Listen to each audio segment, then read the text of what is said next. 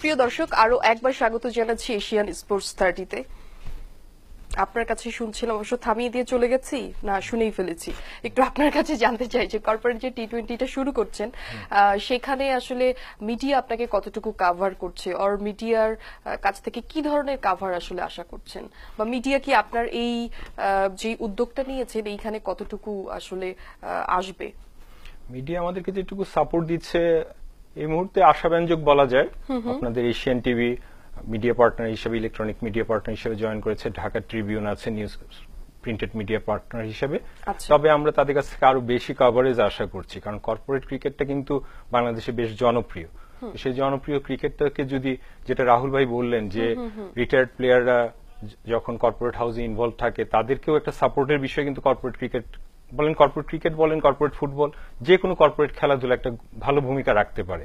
তো সেই ক্ষেত্রে মিডিয়া যদি আমাদেরকে আরো বেশি সহযোগিতা করে, লাইভ টেলিকাস্ট করে, তাহলে এটা থেকে আমরা সেটা একটু বলছিলাম যে যেহেতু এইখানে 28টা টিম, মানে অনেক লং ভার্সনে মেবি খেলাটা হবে, যে অনেক টিম 28। হ্যাঁ, সো এই যে খেলাগুলো হচ্ছে, এগুলো যেরকম আমরা দেখি যে আমাদের যে ম্যাচগুলো সেগুলো গাজী টিভি হয়তো দেখায়, সো আপনাদের এইরকম কিছু আছে কিনা যে হয়তো 1-2টা ম্যাচ বা 4-5টা ম্যাচ এরকম দেখাবে লাইভ? এই বিষয়ে তো আমাদের যারা আয়োজক এসএমস, তারা আপনাদের সঙ্গে কথা বলছে।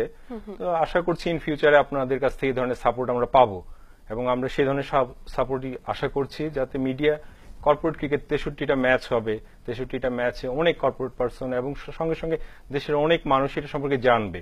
সুতরাং এত বহুল প্রচলিত এবং বহুল জনপ্রিয় একটা ফরম্যাটে খেলা হবে এবং দেশের বড় বড় কর্পোরেট হাউসগুলো খেলবে, এটা আমার তো মনে হয় ক্রিকেটকে শুধু না, যে কোনো খেলাতেই যদি এটা হয়, সেটা সেই খেলার উন্নতিতে একটা ভালো ভূমিকা পালন করবে। হ্যাঁ, এটা আরো কিছু আপনি প্রমোট করা যেতে পারে, যেগুলি ধরেন যে ধরেন অনেক সময় আমরা প্রতিটা ম্যাচ খেলা হবে, শর্ট ভার্সন খেলা হবে, বিভিন্ন ভেন্যুতে খেলা হচ্ছে, সেখানে আপনারা যখন পুরস্কার বিতরণ করতে যাবেন, তখন যদি কোনো সাবেক প্লেয়াররা, যদি ফর্মার প্লেয়াররা যদি এসে যদি ওখানে দেয়, তাহলে কর্পোরেট বডিজদের কিন্তু আরো স্পন্সরশিপটা আরো প্রমোটটা বেশি হয়। জি জি, সেটা আমাদের আয়োজনের মাঝে থাকছে।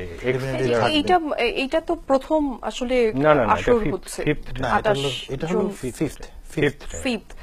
সো সেই হিসেবে তো আমার কাছে মনে হয় যে যেহেতু আগেও আপনারা করেছেন, সো আমরা এর আগে স্পন্সর ছিলাম না, অন্যান্যরা স্পন্সর ছিল, আমরা ফার্স্ট টাইম কর্পোরেট ক্রিকেটে ইনভলভ। কিন্তু আয়োজনটা মনে হয় আগের চেয়ে অনেক বেশি, আয়োজনটা অন্যবারের চাইতে অনেক বড়, এবং দেশের শীর্ষস্থানীয় কর্পোরেট হাউসগুলো এবার ইনভলভ। হ্যাঁ, আপনি যেগুলো মানে স্পন্সরের নাম বললেন, একটু আপনার কাছে জানতে চাই যে আমাদের ক্রিকেটে আমরা দেখছি যে অনেক দল আসার কথা ছিল। আমি যদি বলি অস্ট্রেলিয়া, সাউথ আফ্রিকা, এরকম অনেক টিম আসবে। আমরা জানি যে খেলার রুটিনও তৈরি হয়ে গেছে, সো একদম লাস্ট মোমেন্টে আসলে আসেনি।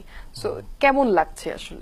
এটা আসলে আবার আরেকটু যোগ করে দিতে চাই যে এই আসেনি, আবার আমাদের বিপিএল হচ্ছে, সেখানে কিন্তু অনেক প্লেয়ার এসে খেলছে। ওইটাই বলছিলাম যে একটা দল আসা এবং ইন্ডিভিজুয়ালি প্লেয়ার আসার মধ্যে অনেক ডিফারেন্স থাকে। ডেফিনেটলি যার বোর্ডের পারমিশন তো ডেফিনেটলি লাগেই, বাট একটা দল আসলে তখন একটা নেশন খেলা হলে একটা অন্যরকম টিম থাকে, একটা ইন্টারজিয়াজম বাড়ে। আর এটার আমাদের দেশের ক্রিকেটের এখন যে উচ্চতা এবং যে র্যাঙ্কে আমরা খেলছি, তাতে অন্য দেশেরা একটু চিন্তায় পড়ে যায়, বিকজ আমাদের দেশের মাটিতে আমরা কিন্তু রিয়েলি টাইগার।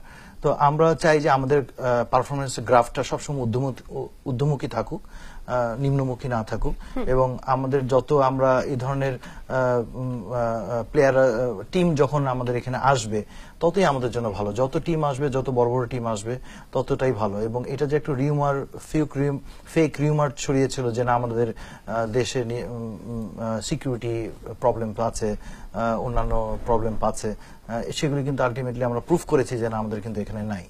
এবং এই জন্য কিন্তু দেখবেন যে পরবর্তীতে কিছুক্ষণ আগেও আমরা বলেছি যে আমাদের এশিয়া কাপও হবে এখানে, আমাদের বিপিএলও হবে, বাইরের প্লেয়াররাও আসছে, প্লাস অস্ট্রেলিয়া যারা সবসময় বেশি চিন্তিত থাকে সিকিউরিটি নিয়ে, তাদের ফুটবল টিমও কিন্তু আমাদের এখানে আসছে বিশ্বকাপ বাছাই পর্ব খেলার জন্য।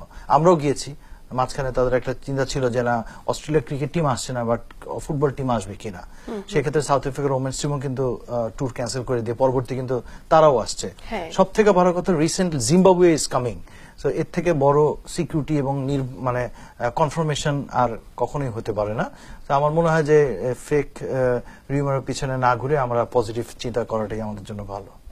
আমার মনে হয় যে সেটা আমাদের বিপিএল হচ্ছে, সেখান থেকে আমরা আরো ওয়ার্ল্ড কাপে যেরকম আমরা অনেক প্লেয়ারকে দেখেছি, ঠিক বিপিএল এর মাধ্যমে আসলে অনেক প্লেয়ারকে আমরা পাবো আশা করছি। এবার 6টা টিম পার্টিসিপেট করছে, পরবর্তীতে দেখবেন যে আরো 4-5টা টিম অ্যাড হলে তখন দেখবেন যে আরো কর্পোরেট বডিজ গুলি আসবে, স্পন্সর আসবে, ওনারাও আসতে পারে।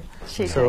আপনাদের দুজনকেই অসংখ্য ধন্যবাদ যে আজকে এভাবে সময় দিয়েছেন। আশা করছি নেক্সট আমরা শোতে আবার হয়তো আরেকটু কর্পোরেট এবং আমাদের ক্রিকেট এই সব নিয়ে আসলে একটু বিস্তারিত আলোচনা করব। Thank you very much. ধন্যবাদ।